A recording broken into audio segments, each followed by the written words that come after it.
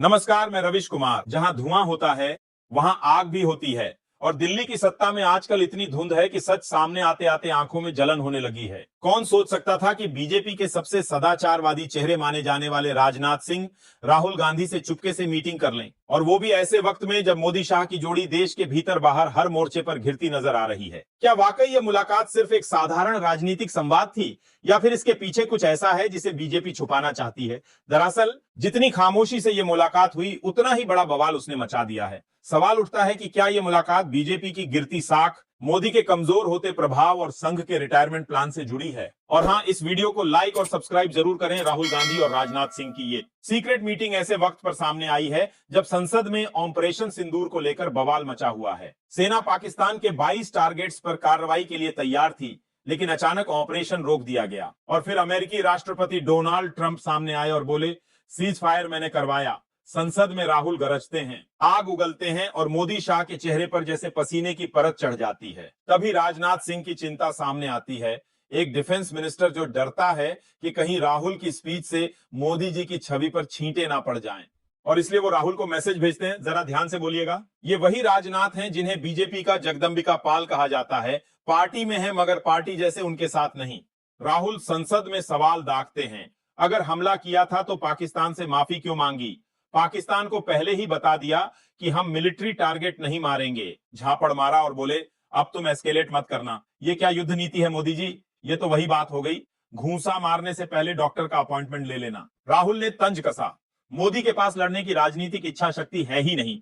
वो बस एयरफोर्स से अपनी छवि की मरम्मत करवा रहे हैं। और फिर चुनौती दी, अगर इंदिरा गांधी का 50% भी हिम्मत है तो ट्रंप को झूठा बोलकर दिखाइए। लेकिन मोदी तो जैसे संसद में कॉमेडी शो देखने आए थे।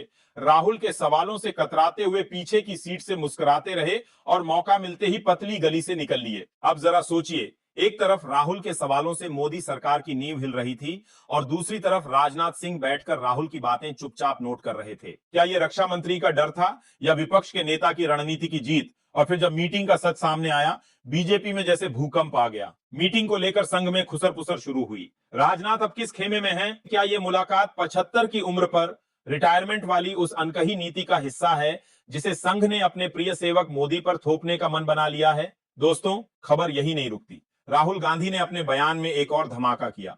उन्होंने कहा कि अगर 15 सीटों पर धांधली नहीं होती तो मोदी प्रधानमंत्री नहीं बनते। यानी जो शेर बना घूम रहा था, असल में वो बकरी की खाल में शेर था। राहुल ने कहा कि भारत की चुनावी प्रणाली खत्म हो चुकी है, अब यहां लोकतंत्र नहीं बल्कि चुनावी तमाशा होता है। और यही बात उन्होंने कांग्रेस के लीगल कॉन्क्लेव में खुले मंच से दोहराई। अब सवाल यह है, क्या यह सिर्फ एक राजनीतिक आरोप है या हकीकत का आईना? मगर सबसे बड़ा मसाला तो यह है कि अब लोग इस सीक्रेट मीटिंग को मोहन भागवत के 75 पार रिटायरमेंट थ्योरी से जोड़ रहे हैं। क्या संघ ने ठान लिया है कि मोदी का समय अब पूरा हो गया है? क्या राजनाथ को आगे लाने की तैयारी है और राहुल से मुलाकात उसी की बुनियाद है?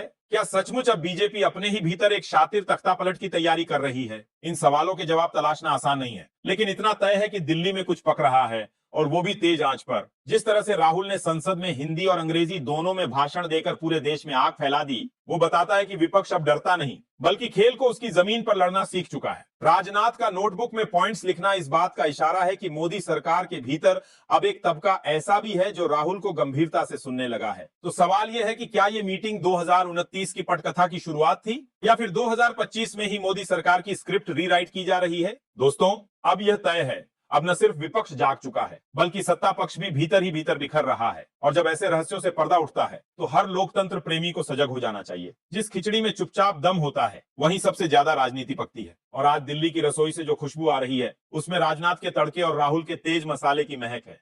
तो बात यहीं खत्म नहीं होती।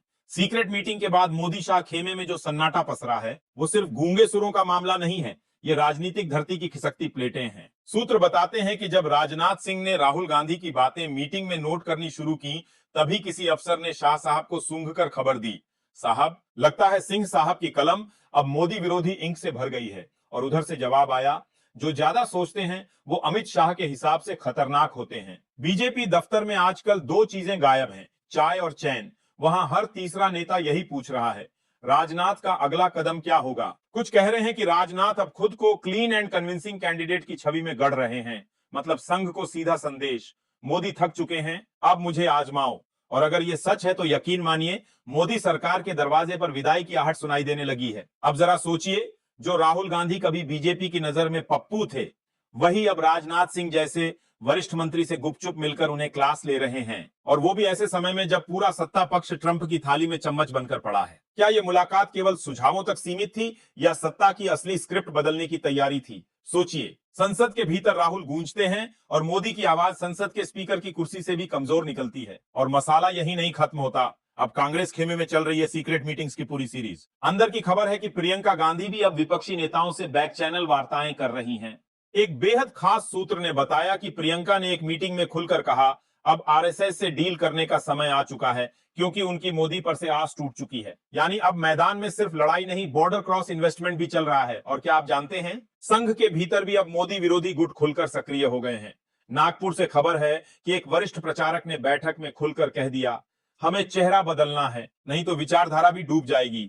उस मीटिंग के बाद न सिर्फ मोदी के नाम पर चाय नहीं बनी, बल्कि चाय वाले को चुपचाप बाहर कर दिया गया। सत्ता के गलियारों में अब चर्चा सिर्फ एक ही चीज की हो रही है, राहुल के सवालों से ज्यादा खतरनाक है राजनाथ की खामोशी, क्योंकि जहां मोदी बोलकर घबराते हैं, वहां राजनाथ चुप रहकर साजिश करते हैं। अंदर की बात यह है कि अगर ये ट्रायो, राजनाथ प्लस संघ का एक खेमा प्लस राहुल गांधी, आपस में समझौता कर लेते हैं, तो मोदी के लिए राजनीति का दरवाजा तो नहीं बंद होगा, मगर उसमें से निकलने वाली हवा जरूर खतरनाक हो जाएगी। और अब आते हैं सबसे बड़े धमाके पर।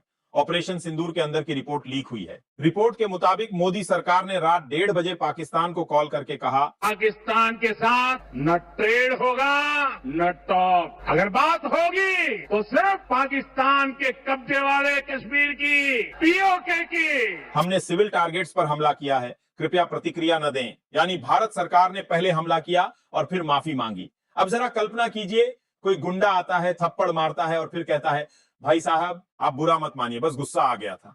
राहुल ने इसे संसद में उड़ाते हुए कहा, ये प्रधानमंत्री देश नहीं, अपनी छवि बचा रहे हैं, ये युद्ध नहीं था, ये इमेज पॉलिशिंग ड्रामा था। सबसे मजेदार बात, मोदी जी जब राहुल को ट्रंप को झूठा कहने की चुनौती देते हैं, वो बोलते ही नहीं, अगर इंदिरा गांधी का 50% भी दम है तो डोनाल्ड ट्रंप को झूठा कहिए। मगर मोदी जी चुप। संसद की हवा भी शर्म से लाल हो गई थी। अब बात उठ रही है कि क्या राजनाथ की राहुल से मुलाकात मोदी को डैमेज कंट्रोल में उलझाने के लिए थी, या फिर ये मीटिंग उस सत्ता परिवर्तन प्रोजेक्ट का हिस्सा है जिसकी स्क्रिप्ट अब संघ के ऑफिस में तैयार हो रही है। इस सब के बीच अमित शाह, जो खुद को चाणक्य समझते हैं, अब दिन में 3 बार मीटिंग कर रहे हैं और हर मीटिंग के बाद पूछते हैं, राजनाथ अब कहां हैं? मगर जवाब किसी के पास नहीं। जो व्यक्ति सीधा प्रधानमंत्री बनने के रास्ते पर है, उसे पकड़ना आसान नहीं। तो दोस्तों, अगली बार जब आप टीवी पर मोदी की मुस्कान देखें, तो याद रखिए, सत्ता की असली दरारें वहां होती हैं जहां कैमरे नहीं पहुंचते। अब फैसला आपको करना है, क्या यह महज एक मुलाकात थी या राजनीति की सबसे बड़ी चाल?